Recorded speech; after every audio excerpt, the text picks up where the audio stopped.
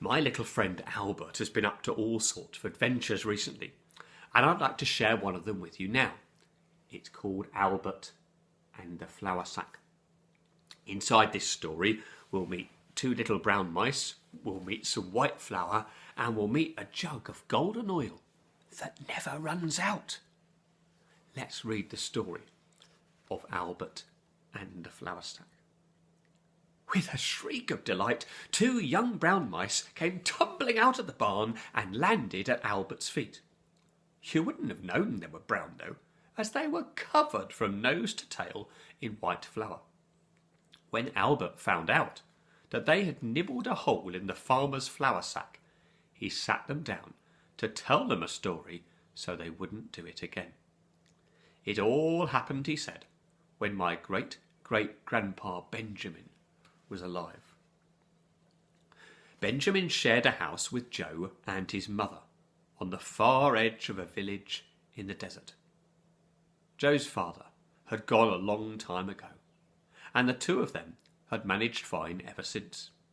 There was never plenty of anything, but there was always enough, with a little bit of spare for Joe's mother to sell, and usually a bit spilt on the floor for Benjamin too. That all changed when the rain stopped. Benjamin noticed it first, as mice tend to do, and he knew that there were tough times ahead. You might think it would be nice for the rain to stop, but when it happened, the crops started to die. Very soon, Joe's mother had nothing to sell. For the first few weeks, they managed by eating all the things in the cupboards.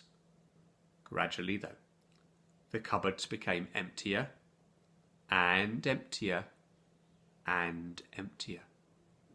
2 sacks of flour became 1 sack of flour. 1 sack of flour became half a sack of flour, and their jar of oil was nearly empty too. Benjamin didn't dare to eat even the tiniest bit of flour because he knew they needed it all. The day came when Joe's mother had just enough flour and just enough oil to make a few flat loaves to cook on the stones round the fire. After that, there would be nothing. Joe's mother was stoking the fire before mixing her flour when a stranger came. He was tall and important looking, and his clothes looked like he'd been in the desert for a long time. Benjamin looked him up and down, in case there was food in his pockets. "Excuse me," the stranger said. "Could you spare a little food and a little water for God's friend Elijah?"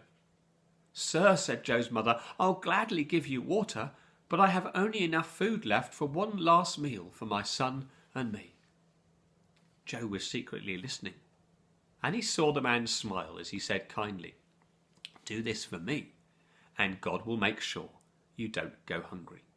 The flour bag will stay full, and the oil jar will stay topped up until the day when the rain falls and the crops grow again." At that, Benjamin shook his head and rubbed his paws with his ears. How could such a thing possibly be true? Joe couldn't decide whether to watch the stranger or his mother as they prepared the food together. In the end, the bread smelled so good as it baked that he just had to sit by the fire and watch it turn a golden brown. Just behind him, Benjamin sat too, savouring the delicious smell in the air. The loaves were the best that Benjamin had ever seen. It turned out that they were the most amazing loaves any of them had ever tasted too. Even one dropped crumb was the best meal that Benjamin had ever tasted. Once all the loaves had been eaten, something amazing began to happen. The flour bag and the oil jar filled up. Long after the man of God had gone, the sack of flour lasted for weeks and weeks and weeks. Every time Joe's mother tipped some oil out of the jar, it would be full again the next time they went to look. Just like the man of God had said, God never let them go hungry.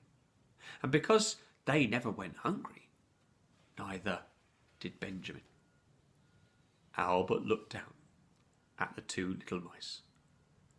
While they'd been listening to the story, most of the dry flour had crumbled off their fur and lay in a little heap on the ground. So long as God cares for you, Albert said, you'll never go hungry, so it's best not to waste the farmer's food. The two of them nodded solemnly and scampered away, leaving a flowery trail behind them.